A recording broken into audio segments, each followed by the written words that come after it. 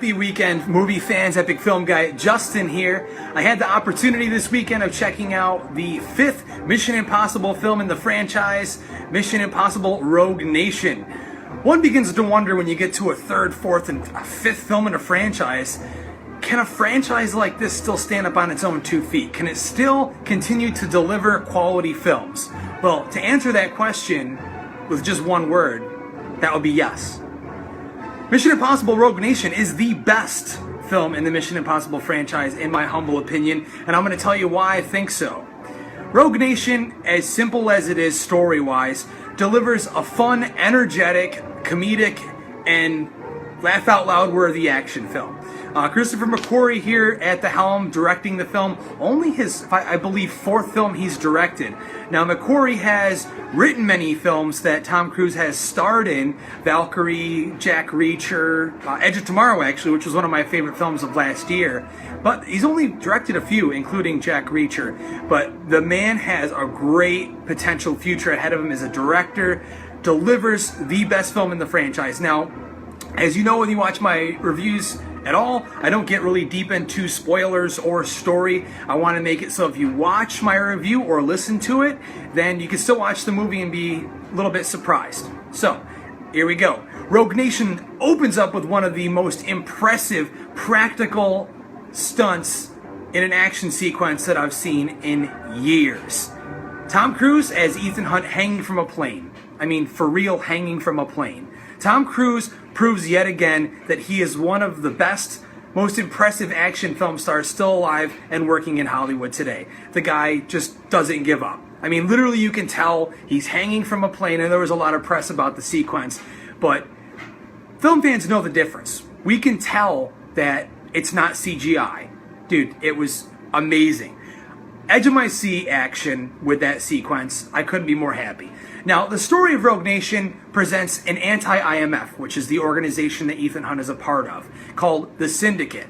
And on the other half of that, we have Alec Baldwin, now playing the head of the CIA, trying to get rid of IMF. So there's 2 parties involved here trying to take out IMF for many different reasons.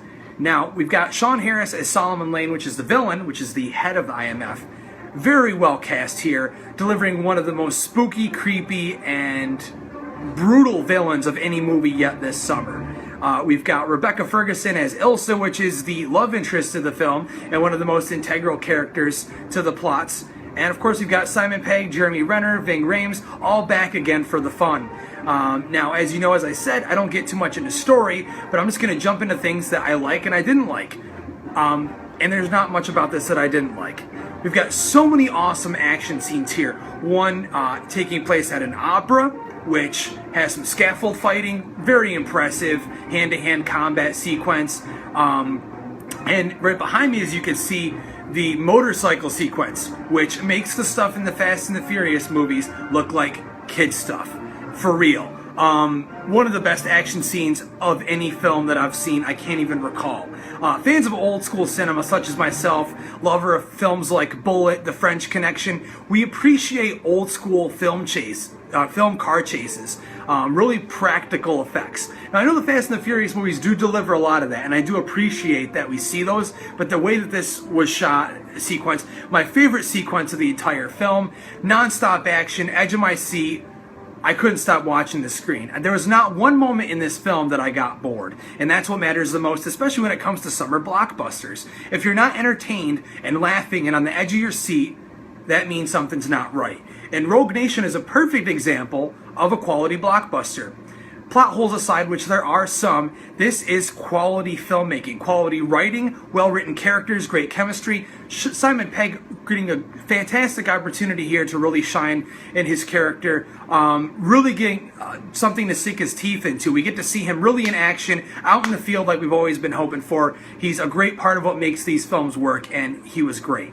Only small thing that I can say that I disliked, really, I feel bad for Jeremy Renner, though if you know my opinion on Renner, you know that I don't think he's leading man material. But yet again, he gets pigeonholed into this small secondary role, which he was good at in Ghost Protocol, but he's still within that secondary character rhythm, which I think he's just accepted it, that he's not a leading man, that this guy is just going to always play smaller character roles. I mean, hey, let's face it, He was one of the biggest characters as Hawkeye in Age of Ultron, but that's not saying much.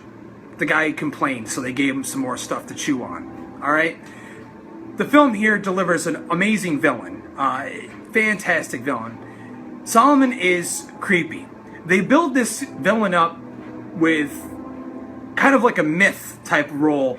The more we hear about him, we don't see him a whole lot. When we do see him, the guy delivers such a creepy performance. I mean, this is stuff that Marvel should take note on, man. You don't have to show the villain all the time, but if you build him up the right way and make him like this mystic type, oh, he's really evil, man. Like, you got to watch out for this guy. And Ethan Hunt does, and this guy really does show that he is a match for Ethan Hunt, finally. And that's part of what this story is about, that Ethan Hunt has trouble accepting that there's someone that can potentially take him out, that it's above his quality skill level. So, side note, I did forget to mention, such an impressive, outlandish underwater sequence where they have to do a change in a system, a computer system. I'm not going to get too deep into it. It's a pivotal plot point to the film. Well, I'm so excited that I'm like stuttering here.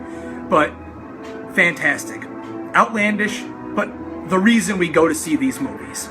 And that's why I'm going to give Mission Impossible Rogue Nation a 9 out of 10. This is by far one of my favorite films of the summer, maybe even top 3 worthy. I highly recommend you check it out on a huge screen. I saw it at the Airbus IMAX, which is one of 4 laser projected 4K IMAX screens in the entire world. Yeah, I am boasting a little bit, but it really makes a difference when you see films like this on huge screens. It was fantastic. I had a fantastic time. I want to know what you thought of the movie, what you thought of my small rant / review, whatever the hell you want to call it. And until next time, Epic Film Guy Justin, I'm out of here.